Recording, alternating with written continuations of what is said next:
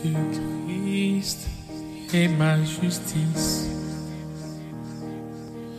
Son sang a coulé pour moi. Que le Seigneur vous bénisse. Nous vous saluons ce soir dans le nom précieux de Jésus notre Sauveur.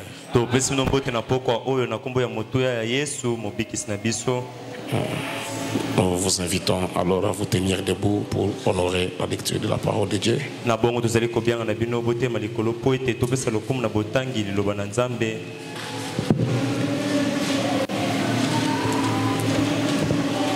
Nous ouvrons nos Bibles dans le livre des Actes des Apôtres, chapitre 1er.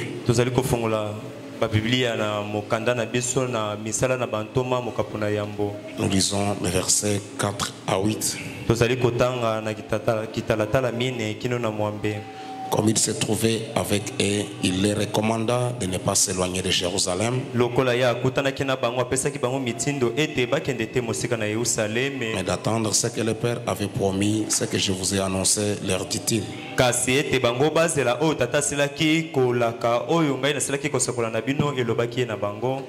Jean a baptisé d'eau, mais vous, dans peu de jours, vous serez baptisés du Saint-Esprit. Alors les apôtres réunis lui demandèrent, Seigneur, est-ce instant que tu rétabliras le royaume d'Israël?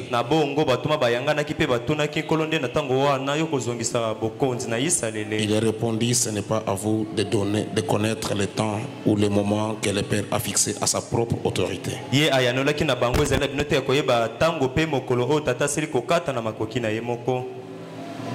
Mais vous recevrez une puissance, le Saint-Esprit survenant sur vous. Et vous serez mes témoins à Jérusalem, dans toute la Judée, dans la Samarie et jusqu'aux extrémités de la terre.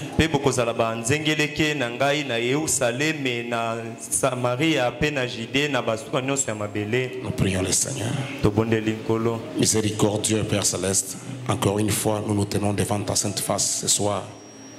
Père Céleste, étant indigne, incapable, n'ayant pas de capacité ni de mérite, voulant compter seulement sur le mérite du calvaire, là où la grâce nous avait été accordée gratuitement, Seigneur. Nous nous approchons devant toi, Seigneur, après avoir dit ta parole, mais nous prions que toi-même tu viennes, Seigneur Jésus-Christ, pour parler à nos cœurs, parler à nos âmes. Écarte l'homme sur le chemin, Seigneur, afin que toi-même tu puisses faire ton travail. Bénis mon interprète, bénis l'auditoire. Prends le contrôle de cette réunion du début jusqu'à la fin. Nous brisons et nous cherchons de sceller toute puissance maléfique qui ne reconnaît pas Jésus-Christ venu en chair en temps de la fin. Laisse que ta présence domine et règne et que ton esprit soit sur nous du début jusqu'à la fin. Bénis la présence de chacun de nous, ceux qui traînent de pas sur le chemin. Bénis notre pasteur ainsi que toute sa famille. Tous, nous comptons sur ta grâce. Au nom de Jésus-Christ, notre Sauveur, tu as ainsi prié par la foi. Amen. Amen. Voulez-vous vous asseoir? Nous allons encore ajouter quelque chose sur notre sujet sur les témoins.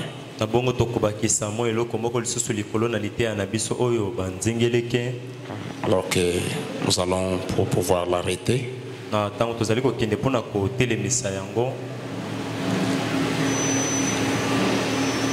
Soyons quand même attentifs ce soir pour saisir quelque chose. Selon que le prophète de Dieu est en train de nous parler.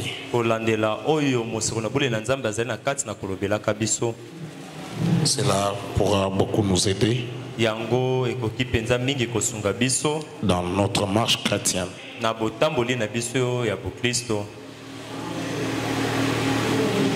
Nous avons déjà vu beaucoup de choses là-dessus.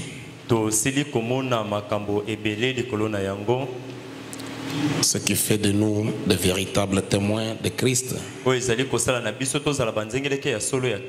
C'est lorsque la vie de Christ est en nous. Et cet esprit de Christ, c'est le Saint-Esprit.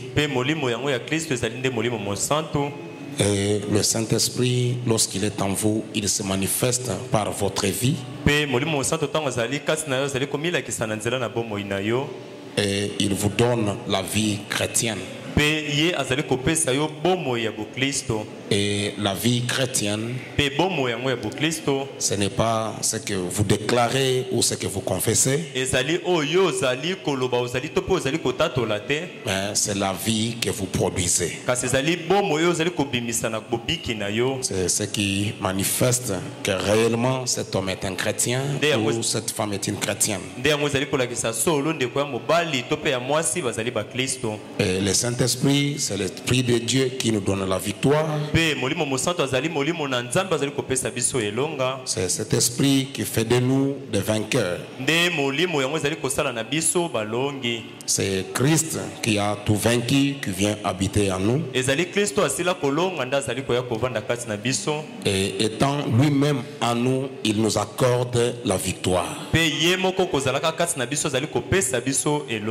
Et vous ne pouvez pas vaincre sans combattre. Vous devez combattre pour vaincre. Et le saint prophète dit, Christ a tout vaincu. C'est à vous maintenant de combattre aussi pour accepter ce que Christ a fait pour vous. Et le saint prophète Didier nous dit ceci dans le message, les premières expériences spirituelles.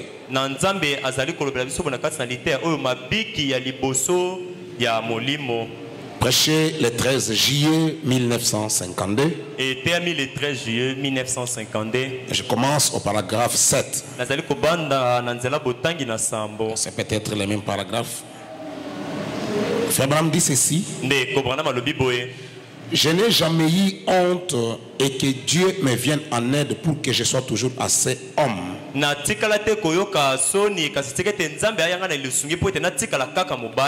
Pour m'élever et exprimer mes convictions. Pour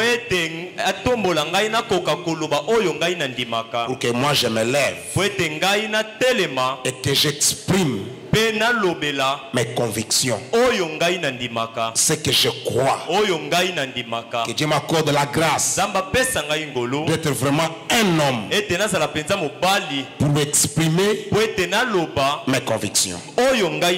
Moi, Branham, je n'ai jamais eu honte de cela. Et il continue de dire, car si je ne le fais pas, je serai un traître pour Christ. Amen. Amen. Si je ne peux pas m'élever et exprimer ce que je crois, manifester clairement ce que je crois, pour que les gens connaissent ma position, je serai un traître. J'aurai trahi Christ. Et le saint prophète continue, il dit,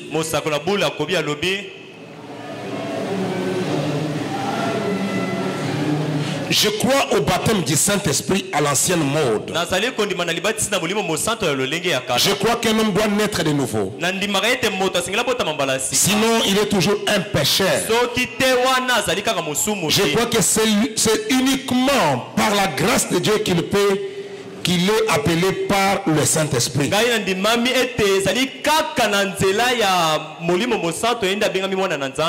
Par la grâce de Dieu qu'il est appelé par le Saint-Esprit. Nous ne recevons pas le Saint-Esprit en croyant par la foi. Non, je crois que je l'ai. On ne les reçoit pas comme ça. Non, je crois que comme j'ai fait, je crois. Comme plusieurs confondent l'étape de la sanctification au baptême du Saint-Esprit.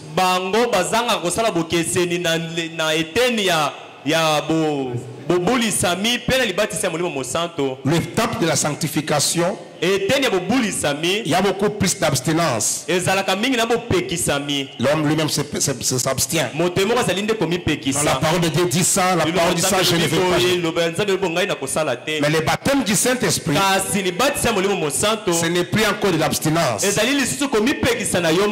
une vie automatique venant de vous. Le Saint-Esprit mène sa propre vie. Vous n'avez pas le goût de ces choses-là, vous n'en avez plus. Les choses du monde. Non. Toute votre pensée est fixée sur Christ. Et le saint prophète de Dieu continue de dire, c'est un don gratuit, le Saint-Esprit. On ne le reçoit pas par la foi. C'est un don gratuit de Dieu qui nous est donné par la grâce de Dieu. C'est là que je suis en désaccord avec ma propre église. L'église baptiste où je suis venu, je suis sorti. Il continue de dire, l'église baptiste où je suis venu, l'église baptiste, et disait, on a dit qu'on reçoit le Saint-Esprit quand on croit. J'ai dit c'est contraire à la Bible. Paul dit dans Actes chapitre 19, il a demandé à ses baptistes, là-haut, qui suivait Apollos, il a dit, avez-vous reçu le Saint-Esprit depuis que vous avez cru? Non pas quand vous croyez, mais depuis que vous avez cru. Premièrement, vous croyez. Et le Saint-Esprit est le don de Dieu. Voyez, qui vient à vous. C'est différent. Tenez. Tout à fait différent d'être sauvé et d'être appelé en Dieu. Maintenant, il vous faudra donc surveiller. Et je crois que l'esprit de l'homme a été formé avant que tout le monde, avant que tous les surnaturels aient été formés. Avant le naturel. Je crois que tout dans le naturel marche en harmonie. Vous devez marcher en harmonie avec le spirituel. Autrement dit, c'est comme ceci. Quand un enfant naît, quand une personne naît de l'esprit, le ministre, il y a trois éléments qui étaient sortis du corps de Christ pour former le corps spirituel de Jésus-Christ. Voyez-vous cela? L'eau, le sang et l'esprit. C'est exactement ce qui est sorti de son corps. Est-ce vrai? Eh bien, ce sont exactement les éléments qu'il faut pour entrer dans son corps. Les éléments qui constituent la nouvelle naissance. Les trois éléments. L'eau, le sang, l'esprit. Maintenant, suivez ceci. Dans le naturel, quand un enfant naît dans ce monde, quand elle est la première chose, quelle est la première chose dans la naissance naturelle? L'eau, le sang, la vie. Est-ce vrai? L'esprit. Trois choses, toutes les choses dans le naturel. Oh, si nous avions le temps cet après-midi juste de nous attarder là-dessus et de vous montrer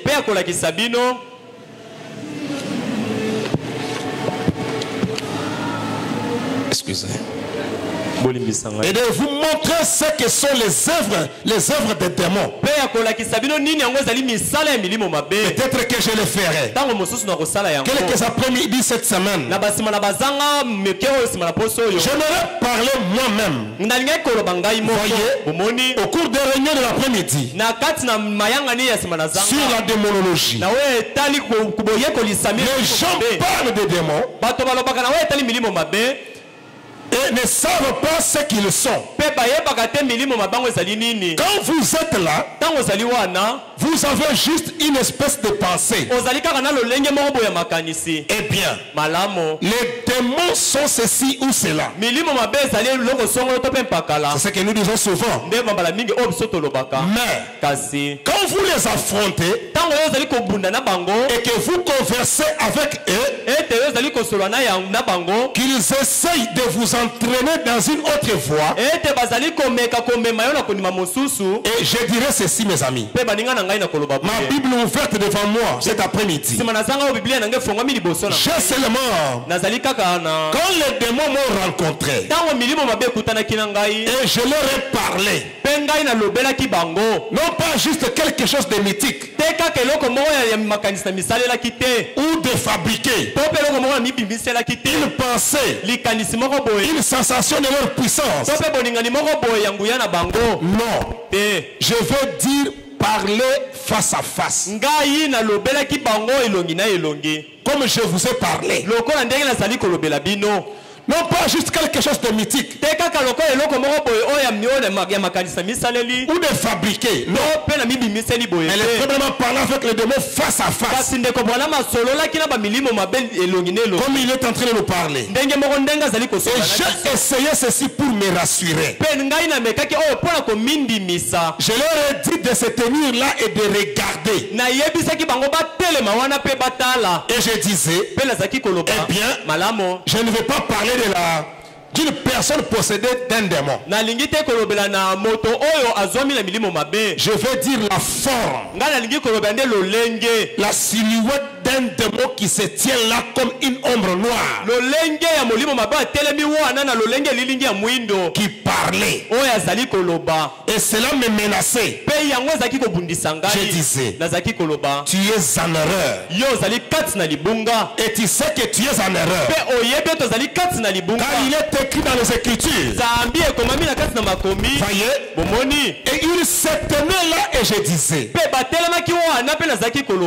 réponds-moi. Et il ne me répondait pas.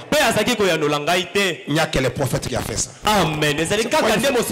Il ne faut pas se comparer à Frère Branham. Toi, tu peux te tenir là devant un esprit mauvais dans sa forme initiale, converser avec lui. Tu vas fuir en train de crier. Tu vas fuir en train de crier. Frère Branham dit, et je conversais face à face avec elle. Le saint prophète de Dieu continue de dire, je disais, nous des cieux élevés, réponds-moi. Et il ne me répondait pas. Et je citais toutes sortes de noms. Mais chaque fois que vous mentionnez ces noms, Jésus-Christ, il répondra. Je vis cela. Je sais. Et Dieu le sait en tant que témoin. Alors que je me tiens ici cet après-midi, et que c'est la vérité. Mes frères et sœurs, vous feriez mieux de savoir ce que vous faites. Vous feriez mieux de faire attention. Et vous feriez mieux d'être sûr que vous comprenez. Ne vous avancez pas là. Restez juste là où Dieu vous a appelé. Jusqu'à ce que vous sachiez ce que vous faites. Car c'est une chose dangereuse. Voyez, et bien évidemment, il y a des choses que Dieu a révélées. Et je n'aimerais pas que vous pensiez que je suis un mystique. Un mystique. Je ne suis pas un mystique. Je suis un enfant de Dieu. Par la foi en Jésus-Christ. Mais il y a dans le monde spirituel des choses dont on ne peut pas parler aux gens. Les personnes qui me sont les plus proches, je pense, dans le monde, ce sont mon fils, ma femme, à ce que je sache, ma mère, et ils ne savent pas plus à ce sujet. Et je ne leur en ai pas parlé plus qu'à vous. Car c'est une affaire individuelle. Amen. Amen. Et dans la voix de Dieu qui a été frayée pour nous, le saint prophète de Dieu dit,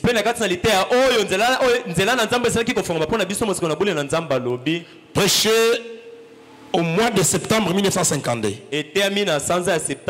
On n'avait pas trouvé le jour. C'est pourquoi on a écrit seulement 00 septembre 52.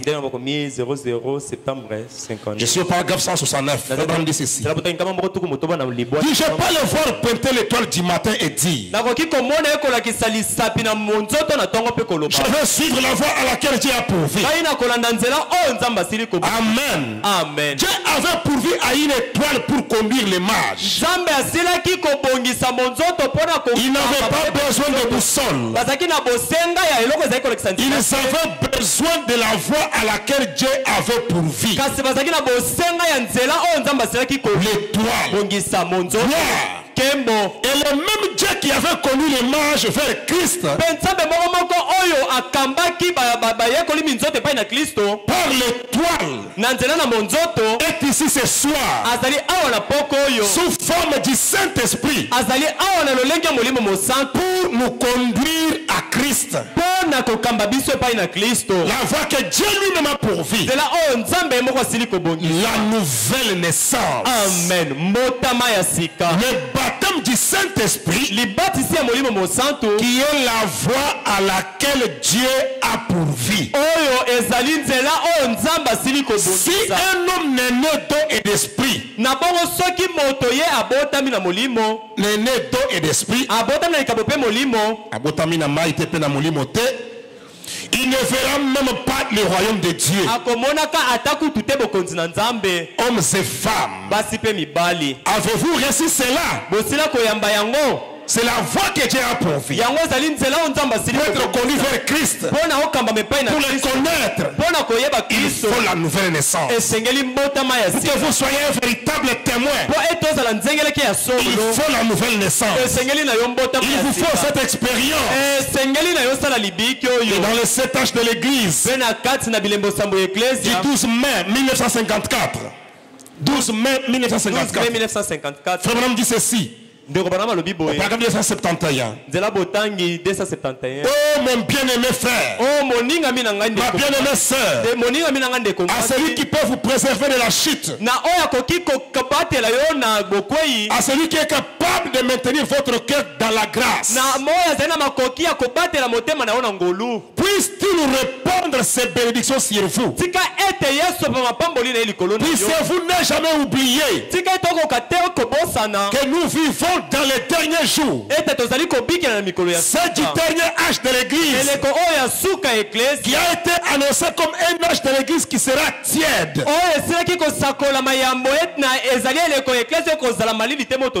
Ni chaud ni froid. Juste des gens indécis à ce sujet.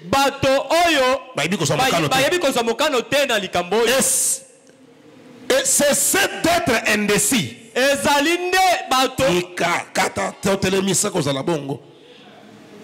C'est ça d'être indécis.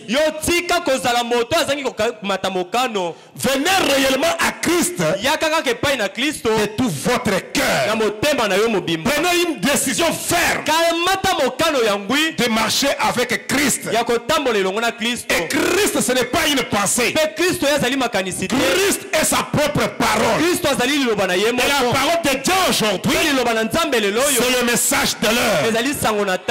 Amen. Amen. Prenez une décision de suivre le message, de marcher selon le message, de vivre selon le message. Ne soyez pas indécis. Amen. Amen. Et le saint prophète continue de dire, venez réellement à Christ de tout votre cœur. Je ne vous dis pas à quelle église adhérer. Cela n'a pas. Dieu ne vous demandera jamais cela au jugement. Non. Il ne tient pas compte de l'église dont vous êtes membre. C'est vous qu'il veut. Il vous veut vous. Il s'agit d'un individu. Et vous devez naître de nouveau et recevoir le baptême du Saint-Esprit. Sinon, ça ne fait de vous s'il voyez-vous, vous ne faites que la religion. Il est temps d'arrêter de faire la religion. Il est temps d'arrêter d'être un acteur. Un pharisien. Non. Vous ne faites qu'imiter. Tant que vous n'avez pas une véritable expérience de nouvelle naissance, vous ne faites que de l'imitation du christianisme. Vous ne faites que de la religion. Mais faites cette expérience de la nouvelle naissance. Vous serez une nouvelle créature en Christ Jésus. Vous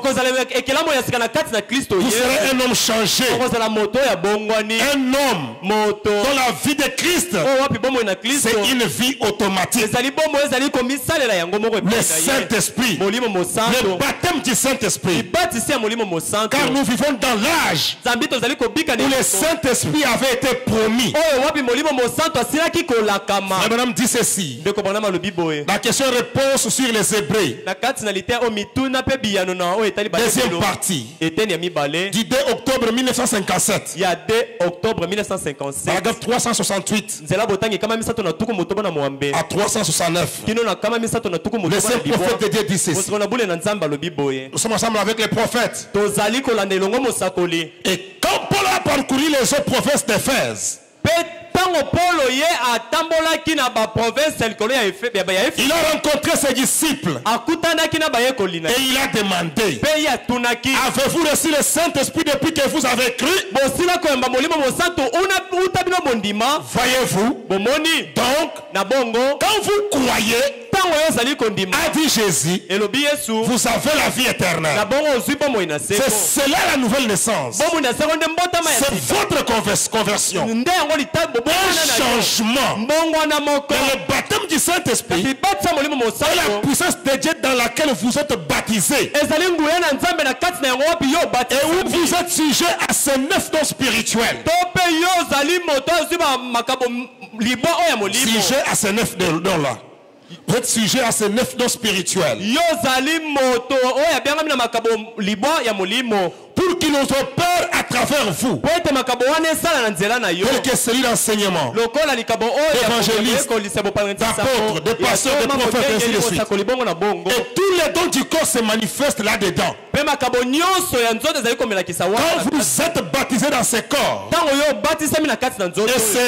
et ne vous rend pas plus chrétien. Cela vous met simplement en position pour être un esprit en service dans l'église du Dieu vivant. Comprenez-vous maintenant? Vous voyez, et il continue ceci dans les questions-réponses. Du 3 janvier 54 matin. Au paragraphe 42, le frère Branham dit ceci. Mais maintenant, vous ne devez pas nécessairement être baptisé pour recevoir le Saint-Esprit. Le Saint-Esprit, parce que vous pouvez le recevoir. Vous pouvez recevoir le Saint-Esprit dès que votre cœur est en ordre. Dès que vous mettez votre cœur en ordre, Dieu peut vous le donner. Vous voyez, parce que dans Actes chapitre 2, Pierre a donné une formule. Une formule pour les recevoir. Pierre a donné la formule. Repentez-vous et soyez baptisés dans le nom de Jésus-Christ. Et vous recevrez le don du Saint-Esprit. Et ensuite, dans Acte 10, verset 49, Dieu s'est retourné et a donné aux gentils le baptême du Saint-Esprit. Avant même qu'il ne soit baptisé. Voyez-vous, ainsi, vous voyez, cela dépend de l'état de votre cœur. C'est lorsque votre cœur est en ordre avec sa parole. ordre avec Dieu, que Dieu peut vous les donner comme un signe, comme un sceau d'approbation, pour faire de vous un véritable témoin de Christ. Le Saint-Esprit dans votre cœur. Et le Saint-Esprit, vous pouvez le recevoir en croyant la parole, en croyant le message. En dehors du message, il n'y a pas de Saint-Esprit. Parce que le Saint-Esprit avait été lié au cours des âges par des fleuves dénominationnels. Il avait fallu que le secteur vienne. Il avait fallu que le prophète vienne avec un puissant message pour que le Saint-Esprit soit délié. En dehors du message, il n'y a pas de Saint-Esprit. Parce que l'âge dans lequel nous vivons, c'est l'âge du Saint-Esprit. C'est dans cet âge où le Saint-Esprit lui-même est venu sur la terre. Et quand vous le croyez, étant un homme qui peut aussi venir vers vous. Au cas contraire, il ne peut pas venir. Et frère Branham dit, dans qu'est-ce que le Saint-Esprit? Le Saint-Prophète dit ceci. C'est un message prêché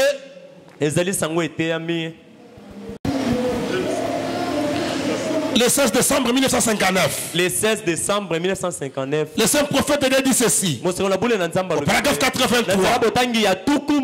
Maintenant, on est à la fin de cette époque-ci. Chaque homme, à la fin de sa jonction,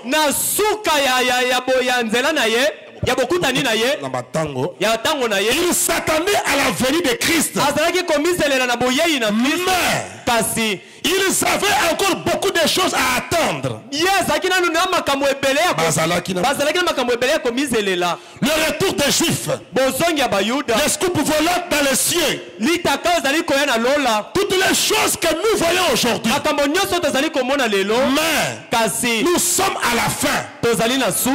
Nous y sommes maintenant. Ils savaient que l'Église devait recevoir une puissance qui agirait dans l'Église pour accomplir les œuvres. Les œuvres même de Christ. Parce que l'ombre, en devenant de plus en plus marquée, elle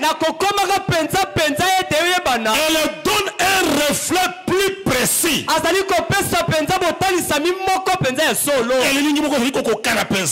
Plus l'ombre s'approche de la réalité, elle donne un reflet plus précis. Regardez une ombre. Plus on est loin de l'ombre, moins l'ombre va donner un bon reflet. Au bout d'un moment, l'ombre s'approche de plus en plus, jusqu'au point où l'arbre et l'ombre, c'est une seule et même chose. L'Esprit de Dieu a agi par la justification. Par la sanctification. Avec Wesley.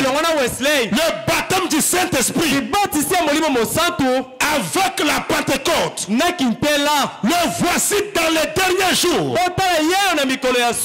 L'Esprit de Dieu en train d'accomplir et de faire exactement la même chose qu'il a fait quand il était en Christ. Le même Saint-Esprit. Qu'est-ce que c'est? L'Église et Christ sont devenus un. Amen. Christ et l'Église sont devenus un. Et dès qu'ils se connecteront dans ces derniers jours, dans ces derniers liens, et le traversera le ciel en criant. Ils s'élèveront. Wesley, Luther et tous les autres âges de ces époques passées-là. Le premier sera le dernier. Le dernier sera le premier. Et alors, ce sera la résurrection. Nous sommes au temps de la fin. Écoutez. Voilà ce que fait le Saint-Esprit. Le Saint-Esprit par la justification.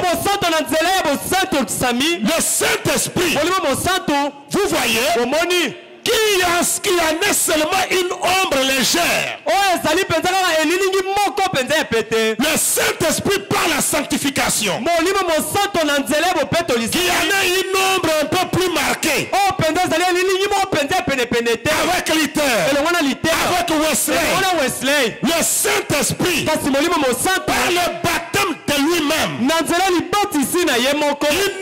ombre plus marquée. Dans ces derniers jours. Mais maintenant, le Saint-Esprit par la restauration de sa personne même. Le Saint-Esprit qui devient lui-même un homme.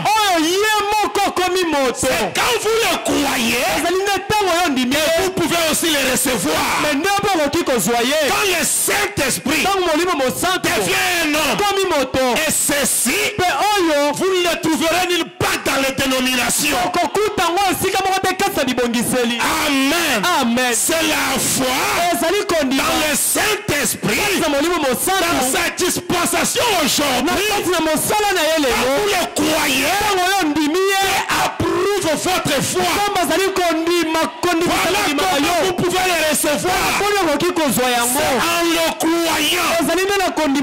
Croire qui? Le Saint-Esprit. Le Saint-Esprit aujourd'hui c'est un homme. Amen. Et pas une illusion. Ne vous imaginez pas des choses comme les pentecôtistes. Mais le Saint-Esprit, la restauration de sa personne, comme il avait fait les mêmes œuvres qu'il avait manifesté dans le Fils, dans son esprit aujourd'hui, il manifeste les mêmes œuvres. Le Saint-Esprit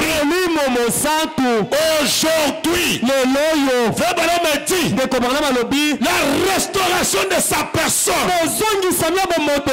qui est ici, faisant des signes et des prodiges comme il l'a fait au commencement. Vous allez me traiter d'exalté. De toute façon, alors vous feriez aussi bien de commencer tout de suite. Vous pouvez les recevoir aujourd'hui quand le croyant.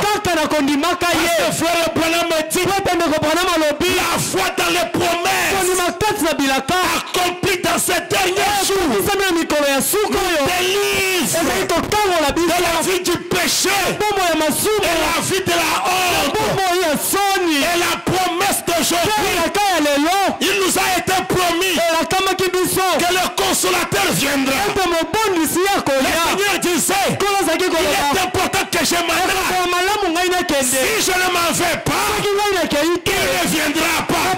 Et si je m'en allais, le consolateur, l'esprit de vérité viendra. Et quand il viendra, il vous conduira dans toute la vérité. Alléluia. Amen. Quand il viendra, il ne sera pas un vent. Il ne sera pas une illusion. Il sera un homme sur la terre, manifestant les œuvres du Saint-Esprit Comme cela a été promis. Voilà ce qui vous donne le Saint-Esprit. La foi dans cette parole. Et aujourd'hui, rejeter le Saint-Esprit. Amen. Amen. Même si vous vous appelez croyant du message, vous ne croyez pas ça, vous ne l'avez pas. Pour les recevoir, vous devez d'abord le croire. Et faire le bonhomme dit, voilà Dieu. Dans le message, la reine de Séba, 17 janvier 58. Il y a 5 janvier 58. 7 janvier 58. 7 janvier 58. Frère Branham dit, vous aimez les prophètes. Frère Branham dit ceci. Je suis au paragraphe 18. La reine de Séba. 7 janvier 58. Il y a 7 janvier 58. Paragraphe 18. Frère Branham dit, ici, Jésus parlait aux gens et accomplissait des miracles. Il était capable de discerner les pensées des gens et les érudits bien formés, ces ecclésiastiques de ce temps-là disaient qu'il était Belzébul. Lorsque vous retournerez chez vous, lorsque vous retournerez chez vous, lisez ce chapitre et vous verrez que ces héritiers ne disaient pas tout haut que Jésus était Belzébul. Non, mais c'est dans leur cœur qu'ils pensaient que Jésus était Belzébul. Et Jésus pouvait discerner leurs pensées. C'est ce que dit la Bible. C'est juste. Dans leur pensée. Vous n'avez pas besoin de le dire tout haut. Prenez vos pensées. Ils pensaient dans leur cœur. Cet homme est un spirit. C'est un devin. Ou un grand prince de démons. Belzébul et Jésus, connaissant leurs pensées, alors commencez à leur dire, Satan peut-il chasser Satan? S'il le peut, l'homme est divisé contre lui-même. Alors, il a fait cette très forte déclaration. Disant, si vous m'appelez Belzébul, je vous le pardonnerai. Mais lorsque le Saint-Esprit viendra, quand les pharisiens étaient là, en train de parler à Jésus, c'était un vent. C'était un homme d'éventail. Il connaissait comment il était né, comment il avait grandi. Il était là d'éventail. Et ces gens-là ne pouvaient pas le croire. Il est taxé de tous les noms. Il appelait Belzébul, un prince de démons. Jésus qui discernait leurs pensées, connaissait ce qu'ils disaient dans leur cœur. Frère Branham dit, il leur a dit, si vous m'appelez Belzébul, je vous le pardonnerai. Mais lorsque le Saint-Esprit viendra, si vous blasphémez contre cela, il n'y aura jamais de pardon. Ni dans ce siècle, ni dans le siècle à venir. Cela ne vous sera jamais pardonné. pardonner. Maintenant, dans l'évangile de Saint Marc, comme il a déclaré, il a dit que comme les gens l'ont taxé d'esprit impie, les œuvres qu'il accomplissait, le discernement de leur pensée, le miracle qu'il accomplissait de leur part, de la part de Dieu, et ils ont appelé cela un démon, un esprit impie. L'œuvre de Dieu était considérée comme un esprit impie. Et Jésus a dit, c'est un blasphème qui ne pourra jamais être pardonné. Qu'en est-il donc de l'Amérique? Qu'en est-il du jour dans lequel nous vivons? Qu'en est-il donc du péché impardonnable qui a été commis par des milliers et des milliers de fois? Quand l'Église et le grand docteur et autres disent, ils disent, n'assistez pas à ces réunions. Les réunions de qui? Les réunions du Saint-Esprit. N'assistez pas à ces réunions. N'allez pas là-bas. C'est péché impardonnable. C'est péché impardonnable est commis aujourd'hui par des milliers de fois. Quand l'Église et les grands docteurs autres disent, alléluia, amen, n'assistez pas à ces réunions. C'est du diable. Il se sépare éternellement de la présence de Dieu. Amen.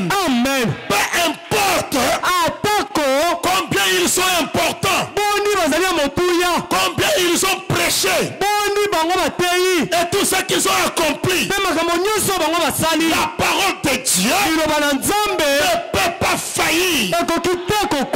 Peu importe qui vous êtes, il n'y a point d'exception. Personne, docteur, érudit, mais que vous rejetez le Saint-Esprit aujourd'hui, vous êtes séparés éternellement de la présence de Dieu.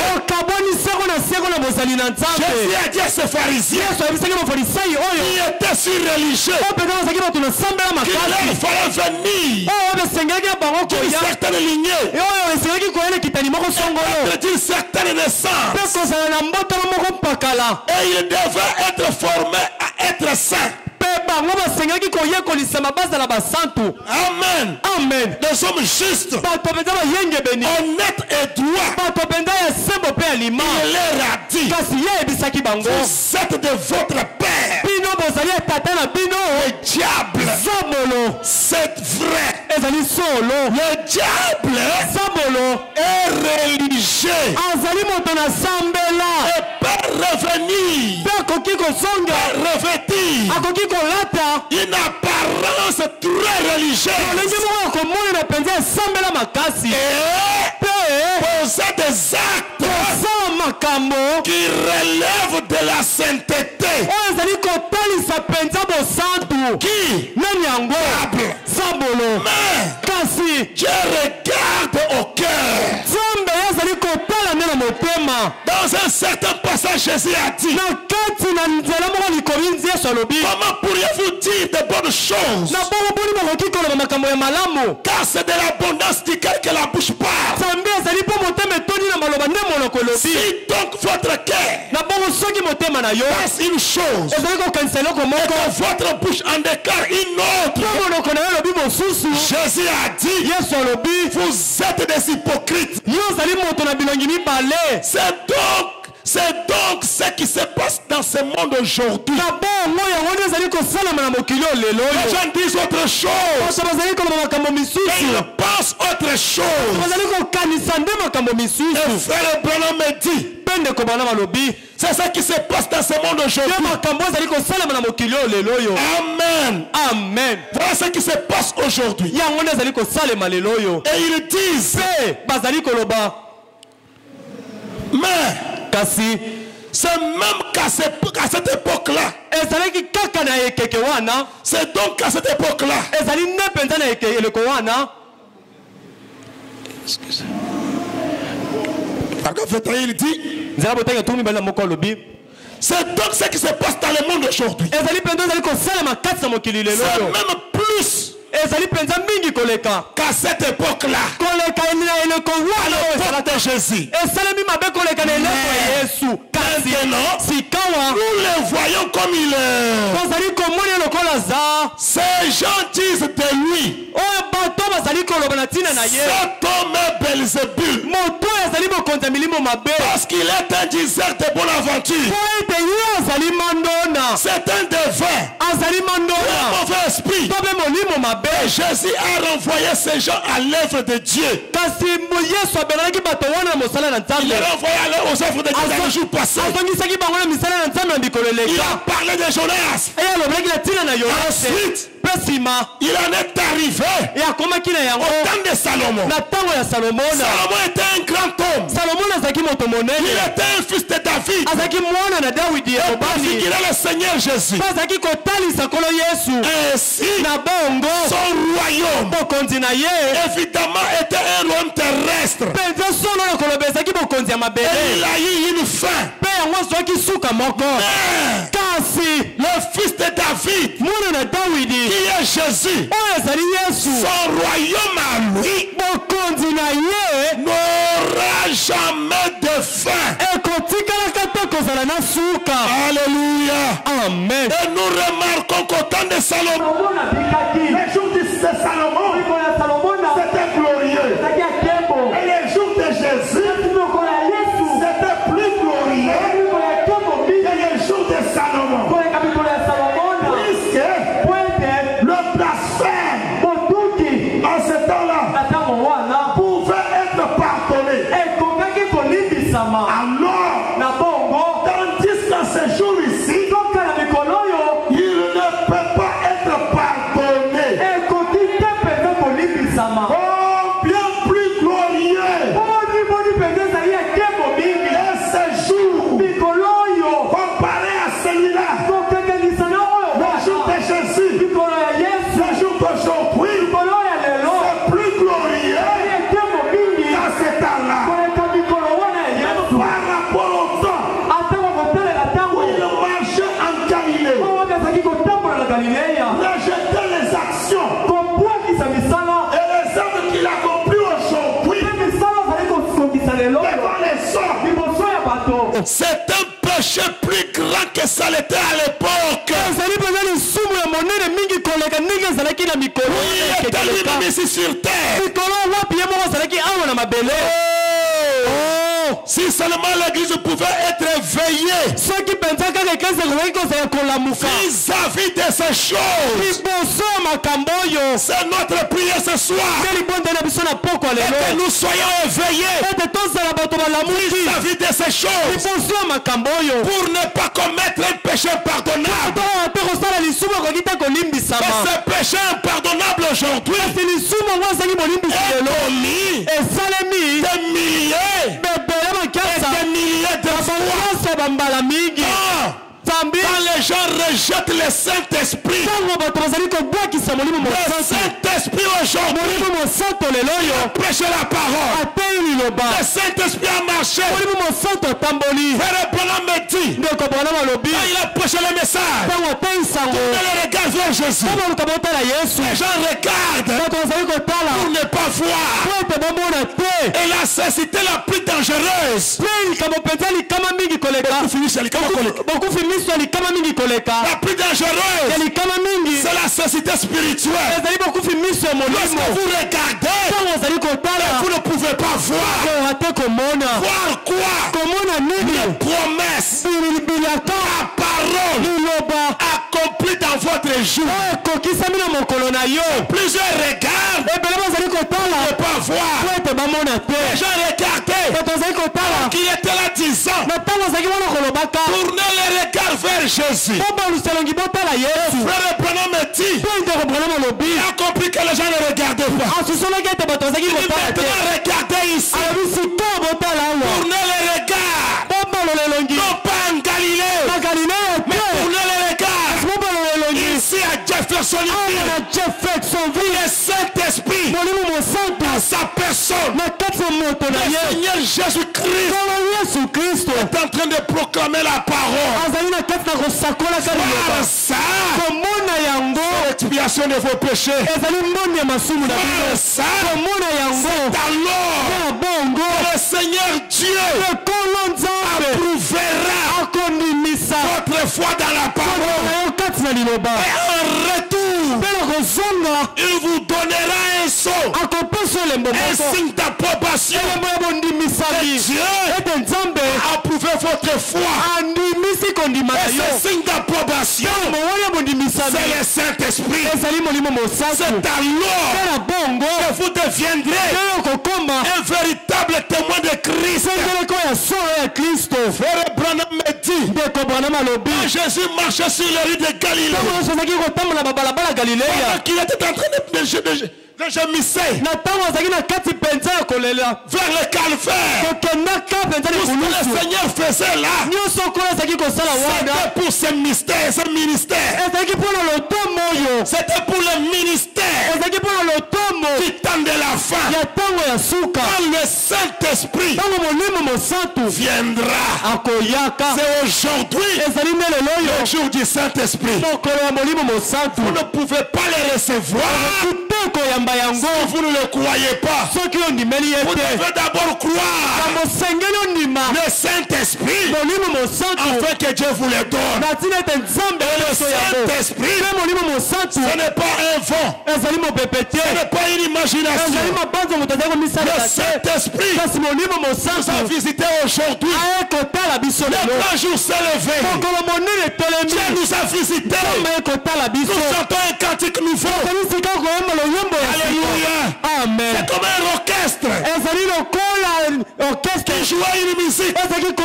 Il jouait selon un rythme. Le chef d'orchestre fait un signe. On arrête. Et on change de musique. On change de rythme. C'est ce qui s'est passé aujourd'hui. Aujourd'hui, nous avons un cantique nouveau. Le Dieu du ciel, le Créateur des choses de la terre, qui avait fait la promesse de visiter le peuple du dernier jour par le Saint-Esprit. Dieu là nous a visité aujourd'hui. Croire, c'est la vie. Et rejeter, c'est la séparation éternelle avec Dieu. Que vous soyez prédicateur, que vous soyez un homme religieux, si vous le rejetez, c'est un péché impardonnable. Et vos esprits soient éveillés ce soir. Dieu qui se manifestait aujourd'hui, le même Dieu qui a marché avec Moïse, avec le peuple d'Israël, la colonne de feu au-dessus du peuple. Quand il marchait, quand il s'élevait, le prophète suivait, le peuple derrière. Quand il s'arrêtait, le prophète s'arrêtait, il posait le camp. Au-dessus du peuple. Mais Marie, quand il a conçu, il a donné l'enfant de naissance à un garçon. Cet enfant est venu au monde. On l'appelait Emmanuel. Comme là j'avais dit, Emmanuel, Dieu parmi nous. Dieu avec son peuple. Alléluia. Amen. Dieu Emmanuel. C'était la dispensation du Fils. Le Père tata le fils. mwana Mais en ce temps du soir, na ntango ya suka comme lui-même avait promis, lokola ye moko asilaki il devait kolata partir. asengelaki kokende S'il ne s'en allait pas, soki akendaki te il n'allait pas être avantagé. yango akakesa na litomba Il ye était avantagé. ezalaki mingi na litomba Il puisse retourner au Père etango akosonga na botata afin que le Saint-Esprit nakini ete molimo mosantu vienne. ye aya 2000 ans après, bambula nkoto mibale le nsima Saint-Esprit est venu. molimo mosantu ye aye Oh, grâce soit rendue à Dieu. tina tekembo ozonga na nzambe Aujourd'hui, lelo oyo c'est Dieu ezali nzambe inside. na kati na Dieu dans l'homme. nzambe kati na moto Tabernaclant dans l'homme. kovandaka na kati na moto Accomplissant les kénos. kokokisaka kenos Non pas. te Et Dieu est quelque part. nzambe aza esika moko Il a son nom quelque part. atya likambo na esika Son esprit quelque part. molimo na esika pakala Non. te Mais Dieu, kasi il nzambe est parti de ce qu'il était awuti alongo na oyo à azalaki ce qu'il est. na kokomi oyo ye Il est azali nani Dieu nzambe manifesté alitalisi dans la chair na humaine. kati na nzoto ya Le moto Saint-Esprit, molimo mosantu le recevoir, koyamba ye c'est la vie. ezali bongo Le rejeter, bwaka ye c'est la mort. ezali nde kufa La mort, kufa c'est la séparation ezali bokabwani totale ya mobimba libela avec Dieu. elongo na nzambe Et Dieu vous bénisse ce soir. tika ete nzambe apambola bino na poko oyo